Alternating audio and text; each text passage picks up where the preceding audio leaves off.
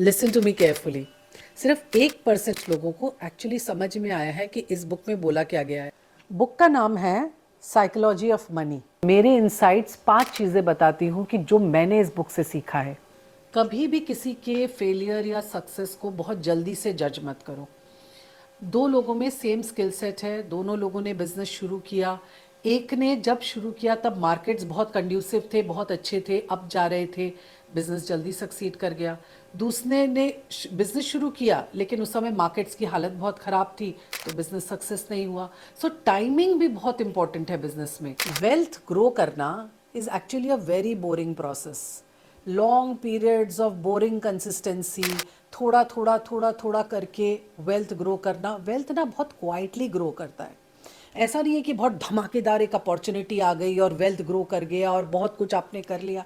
नहीं, बहुत सालों दर साल आप बोरिंग वे में 5,000 रुपये, 2,000 रुपये, 1,000 रुपये, 5 रुपये आप हर मंथ जमा कर रहे हो। आप सालों के साल के बाद में एक्चुअली वो कंपाउंड होके जो इफेक्ट आता है, उससे वेल्थ ग्रो होता है। Most people don't feel rich. इन लोग को रिच फीलिंग नहीं आती है क्योंकि उनका गोल पोस्ट हमेशा चेंज होता रहता है। जब 50,000 की सैलरी पे पहुंचते हैं या 50,000 की इनकम पे पहुंचते हैं तो 1 लाख चाहिए, 1 लाख पे पहुंचते हैं तो 3 लाख चाहिए, 3 लाख पे पहुंचेंगे तो 10 लाख चाहिए। होता है ना। सो एक्चुअली वो जो एक फीलिंग होती है ना कंटेंटमेंट की, हैप्पीनेस की, वो नहीं आ पाती है बिकॉज गोल पोस्ट हमेशा बदलते रहते हैं। So the biggest financial skill is actually to stop this goalpost from changing. Always knowing कि enough क्या है, कि this is enough for me.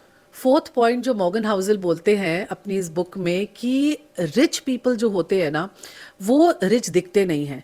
और जितना ज़्यादा आप रिच दिखने की कोशिश करोगे ना, आप देखोगे उतना ही डिफ़िकल्ट हो जाता है आपके लिए एक्चुअल वेल्थ क्रिएट करना।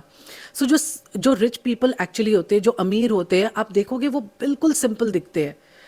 एकदम सिंपल कपड़े, सिंपल खाना पीना, और फ्लैशीनेस उनमें नहीं होता है कि मतलब दिख रहा है, दिखाने की वो कोशिश कर रहे हैं, ऐसा नहीं होता है। सो अगर आप बड़ी गाड़ी ले रहे हो, बड़े घर ले रहे हो, बड़े बड़े फोन्स ले रहे हो, आप सिर्फ लोगों को दिखाने के लिए, जस्ट प्रूव करने के लिए, सो आपके एक्चुअल वेल्थ क्रिएशन में ये एक बाधा बन सकती है।